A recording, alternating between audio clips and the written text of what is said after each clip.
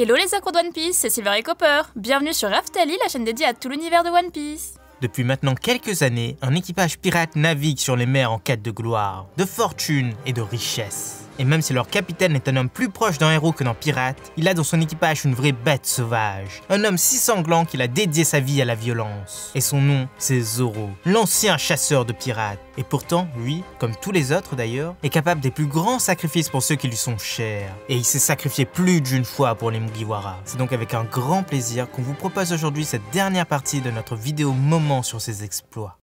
Et comme vous le savez, pour cette partie 3, on a forcément pioché dans vos suggestions. C'est le principe de nos vidéos moments. Mais pour le coup, on a choisi uniquement les moments où Zoro s'est comporté en vrai Mugiwara. Les moments où il s'est mis de côté pour protéger ses amis, où il s'est presque sacrifié. Si vous n'avez pas vu les premières vidéos, le lien s'affiche en haut à droite. Et petit message, beaucoup de personnes nous ont fait savoir que nos vidéos étaient sur TikTok. Du coup, on a jeté un petit coup d'œil. Et bien effectivement, il y en a. Alors on va être clair, ça ne nous gêne absolument pas. Si ça peut permettre à certains d'entre vous de partager ce qu'ils aiment et de se faire connaître de cette façon sur TikTok, et bien tant mieux. Par contre, n'oubliez pas de nous citer dans la description et de mettre notre lien YouTube si possible, c'est plus sympa comme ça. Et toi, jeune pirate sans drapeau, rejoins-nous dans cette folle aventure. C'est aussi simple qu'un abonnement pour toi et nous, ça nous aide énormément. Mais place à la vidéo, allez, c'est parti!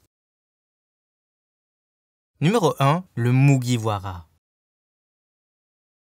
Pour ce tout premier moment, quoi de mieux que de parler d'un des premiers actes de Zoro en tant que Mugiwara. Nous sommes à Orange Town, une ville dévastée depuis de nombreux mois par un groupe de pirates, l'équipage du clown. Et à sa tête, on a le fameux Baggy le clown. Cet ancien de l'équipage du roi des pirates utilise son canon pour martyriser la population. Et forcément, il fait les choses en grande pompe. C'est dans ce contexte que Luffy débarque sur les lieux en tant que nouveau pirate. À l'époque, il n'a qu'un seul membre d'équipage, Zoro. Leur amitié est naissante, ils se jaugent mutuellement. Malheureusement, Luffy se fait duper par Nami, livré à l'ennemi et enfermé dans une cage. Baggy l'a attrapé, et il veut même l'éliminer. Celui-ci dirige son canon vers lui, il est prêt à faire feu. L'aventure va se terminer bien trop vite.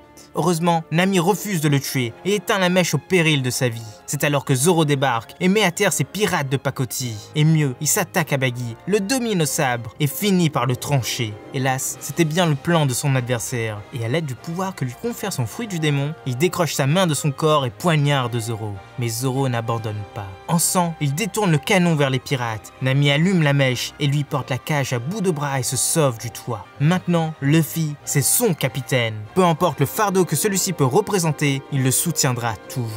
Tel fut le premier sacrifice de Zoro pour l'équipage. Numéro 2, le clair de lune.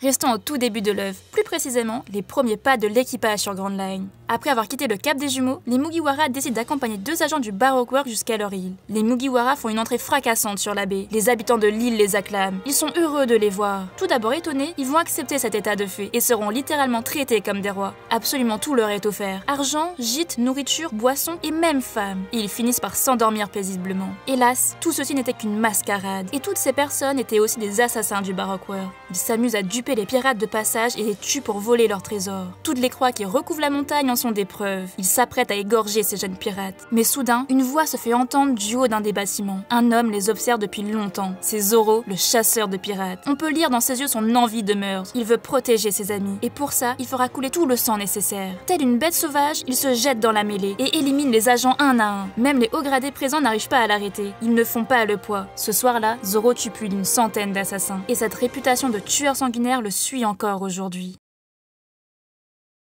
Numéro 3, la colère.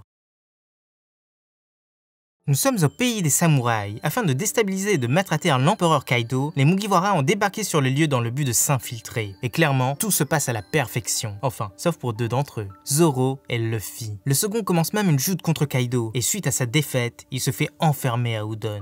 Mais notre épéiste, comme à son habitude, se perd et se retrouve bien loin de son capitaine. Il tombera même sur un homme assez bizarre qui l'emmènera dans son village. Un endroit très pauvre où tout le monde rigole à outrance. Le village des bisous. Mais après quelques péripéties, il se fera voler un de ses sabres, sauvera une demoiselle en détresse, se fera gravement blesser et finira par se réveiller soigné par la jeune demoiselle en question et son ami Otoko. Il apprendra même la vérité sur eux, leur lien avec les Kozuki, ceux qu'il est lui-même venu aider. Hélas, une nouvelle vient tout bouleverser. Le père de la jeune Otoko va se faire exécuter. C'est un ancien daimyo, un opposant d'Orochi, mais surtout, c'est l'homme qui l'a aidé lorsqu'il était perdu. Alors sans hésiter, ils foncent tous sur les lieux, mais ils arrivent trop tard. Tono Yasuo vaisseau a été criblé de balles, exécuté sommairement sur place publique.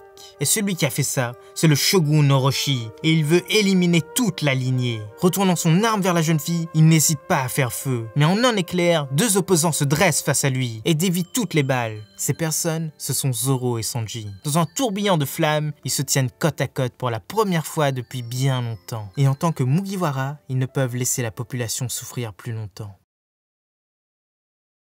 Numéro 4, le dragon. Ce moment se déroule à Punk Hazard, et clairement, c'est un de nos préférés. Alors que les Mugiwara font à peine leur entrée dans le nouveau monde, ils ont tout à prouver aux yeux du monde. Après tout, ils ont passé 2 ans à s'entraîner et ont pris un retard assez considérable. Mais au large d'une île entièrement enflammée, ils entendent un appel à l'aide parlant d'un étrange samouraï. Ni une ni deux, ils décident de débarquer un petit groupe. Robin, Usopp, Luffy et Zoro. Ce dernier veut se confronter au samouraï. Mais sur place, ils ne trouvent que des débris, mais aussi un dragon. Une espèce légendaire que personne n'avait vue avant. Et forcément, Luffy veut le manger. Après tout, on ne goûte pas à la viande de dragon tous les jours. Il se met à l'attaquer, mais la bête est plus forte que prévu et ils l'attaquent tous en groupe. Mais rien n'y fait. Zoro n'arrive pas à le trancher. Enfin, jusqu'à ce qu'il dégaine Shusui, la lame de Ryuma, celle qui avait déjà tranché un dragon dans le passé. Et en reproduisant le même geste que son prédécesseur, il tranche la tête du dragon. Il a gagné et il a protégé ses nakamas, même si là, c'est sa gloire personnelle qu'il recherchait. Numéro 5, les fruits de l'entraînement. Depuis maintenant de nombreuses décennies, un endroit de ce monde est entièrement ravagé par des pirates. Sa population est pillée et ses femmes enlevées. Vous le savez, c'est le territoire des hommes-poissons. Mais pire, les troubles internes se sont multipliés après la mort de Barbe Blanche, l'ancien protecteur de l'île. Et la situation est devenue telle que le pouvoir commence à vaciller. Et un homme en a grandement profité. Oji John. Son but, c'est de devenir le nouveau souverain des lieux, mais aussi de tuer tous ces humains qui contrôlent ce monde. Et pour ça, il s'introduit dans le palais Ryogu. Mais à la surprise générale, il n'est pas le premier sur les lieux. Les Mugiwara étaient là bien avant lui. En tant qu'invité, certes, mais les choses ont dégénéré. Et Zoro a battu tous les gardes et le roi Neptune à lui tout seul. Et maintenant, ils sont tous enchaînés.